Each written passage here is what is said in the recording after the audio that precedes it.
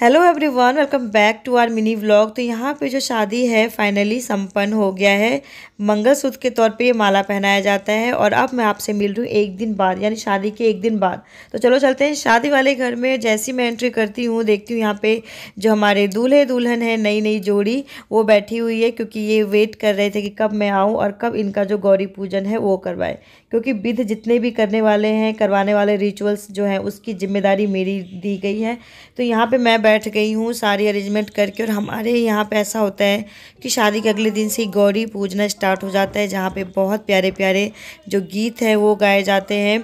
तो बस यहाँ पे गौरी पूजन होती है और स्टार्ट हो गई है। तो आज मैं आपको इस 3 मिनट के ब्लॉग में पूरा जो हमारा मिथिलांचल का रिचुअल है, जो हमारे नियम है, जो हमारी परंपरा है, जो होती आ रही है, उसके बारे में बताऊंगी। तो यहाँ पे गौरी पूजन के साथ जब गौरी पूजते हैं तो जितने भी फूल वगैरह जो भी होता है वो दूल्हा ही देता है। और ये होता है 4 दिन तक, जब तक विदाई नहीं हुई हो।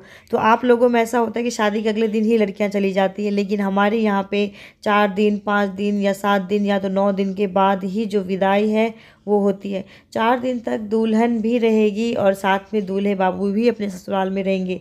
तो बहुत सारे रिचुअल्स होते हैं। सुबह सुबह गौरी पूजना होता है और एक नियम ये भी है कि 4 दिन तक जो कपल हैं, यानी दूल्हे दुल्हन, वो नहाएंगे नहीं। और जो ये रिचुअल्स करवाने वाली होती है, जैसे कि मैं भी नहीं नहाऊंगी, तो ये भी एक रिचुअल है। लेकिन बिना नहाए भी आपको सारे पूजा पाठ जो भी होता है वो सब करना पड़ता है। और नमक नहीं खाना होता है 4 दिन। आपको फल फ्रूट्स या तो मीठे चीज़ें खा सकते हो विदाउट नमक वाले। तो बहुत अलग अलग जो हैं हमारे रिचुअल्स होते हैं। तो यहाँ पे बस जो दुल्हन है हमारी वो गौरी पूज रही है और दूल्हे जी जो हैं हेल्प कर रहे हैं। गौरी पूजन हो गया है, उसके बाद एक और रूल आता है, एक और रिचुअल्स आता है, जहाँ पे जो दूल्हा है वो दुल्हन की चोटी बनाता है। तो ये भी बड़ा अनोखा है और ये सिर्फ 2 ही 3 दिन होता है, उसके बाद नहीं होगा। लेकिन बहुत मज़े आ रहे थे, क्योंकि मेरी बहन के बहुत लंबे घने बाल हैं और दूल्हे बाबू जो हैं वो उलझ गए थे, क्योंकि उनको चोटी बनाना बिल्कुल भी नहीं आ रहा था। तो बस यहाँ पे वो ट्राई कर रहे हैं और कैसे जैसे तैसे, देखो कैसे इन्होंने जो पूरा है ऐंठ दिया है। ऐसा लग रहा है किसी रस्सी को अच्छे से घुमा रहे हैं।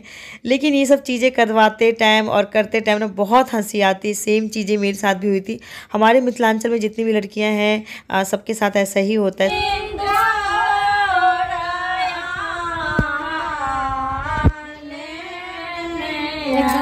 और उसके बाद फिर जब पूजा हो जाती है तो पूजा का जो प्रसाद है, गौरी पूजने का जो प्रसाद है, वो दिया जाता है दूल्हे बाबू को खाने के लिए। या तो अपने हस्बैंड को दे सकते हैं दूल्हे बाबू को, या तो अपने भाई को दे सकते हैं। तो बस यहाँ पे जो मेरी बहन है वो दे रही है। तो आई होप आपको इस 3 मिनट में बहुत कुछ पता चल गया होगा।